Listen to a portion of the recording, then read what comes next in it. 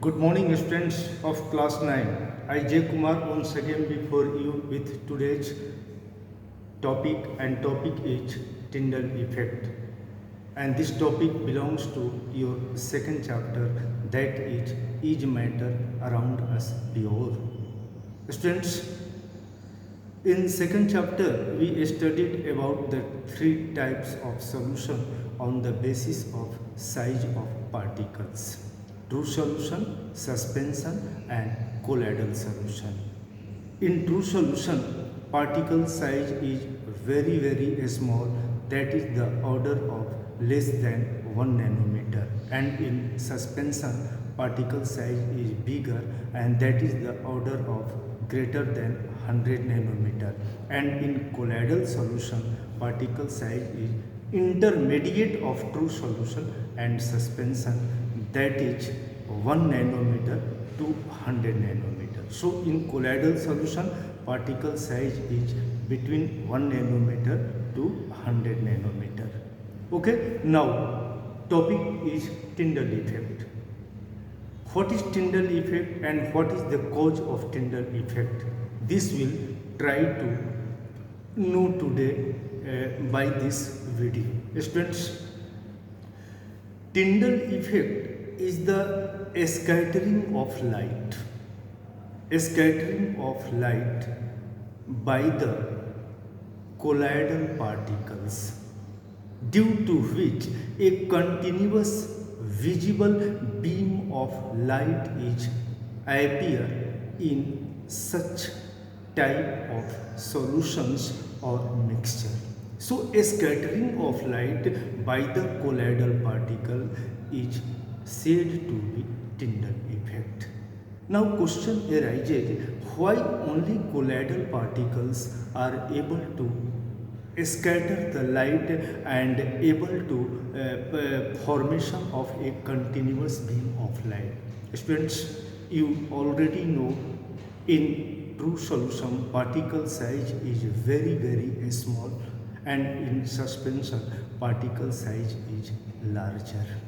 Now students, a smaller size of particles of true solution are not able to scatter the light whenever light is passed through such solution.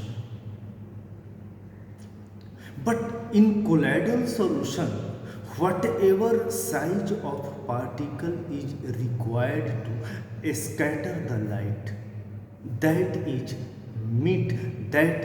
provided by the colloidal solution. And that's why Tyndall effect is the characteristics property of colloids, characteristics property of colloidal solution. Means whatever size of particle is required to scatter the light, that size provided by the colloidal solution. Okay, so in cause already I have written here large enough size of colloidal particles to scatter the light. A scattering of light by the colloidal particles is known as Tyndall effect.